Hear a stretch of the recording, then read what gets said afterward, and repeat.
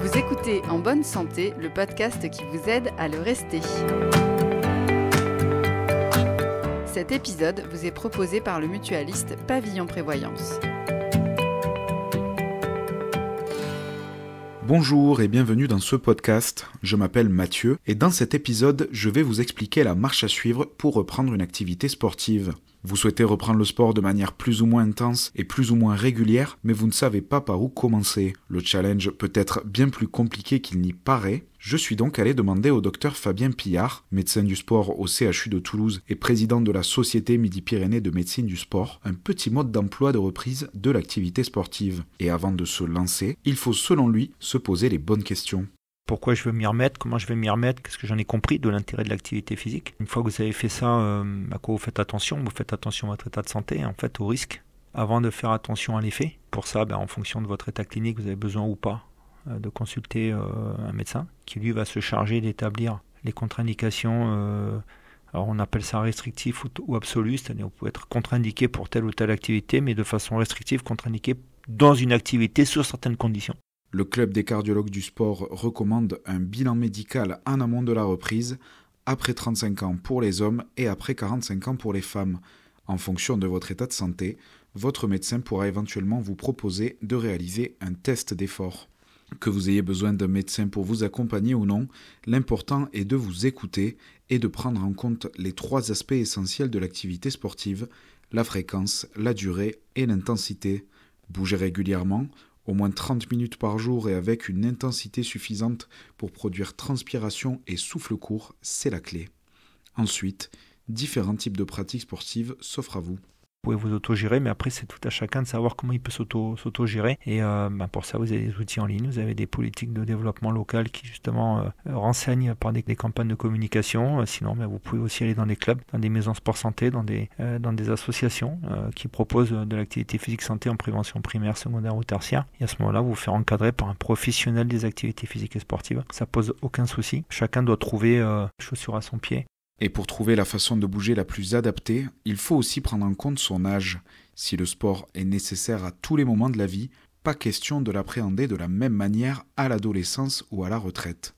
Lorsque l'âge avance, il peut être recommandé de suivre un programme de sport santé adapté et surtout de prendre certaines précautions et de faire attention à certaines pratiques. Tout ce qui est traumatique, tout ce qui est à haute inertie, ce n'est absolument pas interdit d'un moment donné à avoir de la haute inertie, une inertie plus grande, mais on va y aller de façon progressive, parce que là on est bien d'accord, on est sur de la mise à niveau, on est sur de la reprise, on est sur de limite de l'éducation pour certains, et on va jouer en durée, on va jouer en intensité, comme je disais tout à l'heure, en dose, en fréquence, dans la semaine aussi, on va mixer dans la semaine, peut-être une séance va être plus cool qu'une autre, une séance sera plus longue qu'une autre, une séance sera plus fractionnée qu'une autre. Qui dit âge avancé ne veut pas dire capacité réduite, c'est même parfois le contraire. Fabien Pillard a même pu observer des éléments qui font désormais consensus au sein de la communauté médicale, le concept de mémoire des muscles et l'accumulation d'un capital sport. Même en ayant arrêté durant des années, la reprise d'une activité sportive sera toujours plus facile pour ceux dont le corps a déjà travaillé. Aujourd'hui, on sait que quand vous commencez tôt à faire de l'activité physique, vous créez un capital performance fonctionnelle qui fait que ça va créer ce qu'on appelle de la mémoire musculaire. Alors ce n'est pas un concept ésotérique, c'est un concept biologique, la mémoire musculaire. Ça va créer de la mémoire musculaire et ça va ralentir le déclin avec l'avancée en âge. Vous allez capitaliser.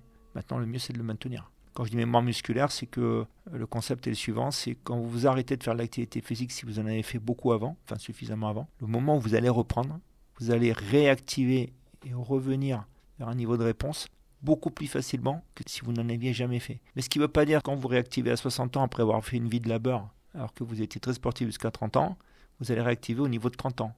Non, vous allez réactiver plus vite en étant à 60 que les gens de 60 qui n'en ont jamais fait, mais vous n'aurez jamais à 60 ans la performance fonctionnelle que vous aviez à 30 ans. Maîtriser son rythme, bien choisir sa discipline, écouter son corps selon son âge. Et l'alimentation dans tout ça ? Faut-il l'adapter quand on reprend le sport ?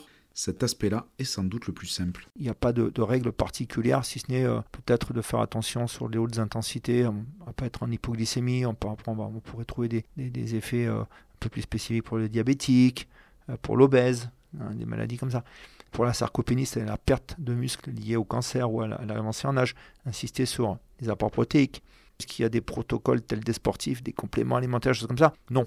Une alimentation naturellement bien conduite, légèrement adaptée à peut-être certaines circonstances particulières en termes d'intensité, en termes de durée, en termes de type d'activité, le renforcement musculaire ou l'intensité élevée et en termes de certaines pathologies. On va dire par l'alimentation naturelle, on doit pouvoir s'en sortir. Bien manger et bien bouger, la recette paraît simple pour une vie plus épanouie. Le docteur ne s'arrête pas là et prône lui une approche plus large qui nous suivrait jusque dans notre sommeil et nos relations. Bien entendu, au niveau alimentaire, l'activité physique, si on parle d'activité physique santé, est totalement indissociable des deux autres piliers que sont l'alimentation et le sommeil.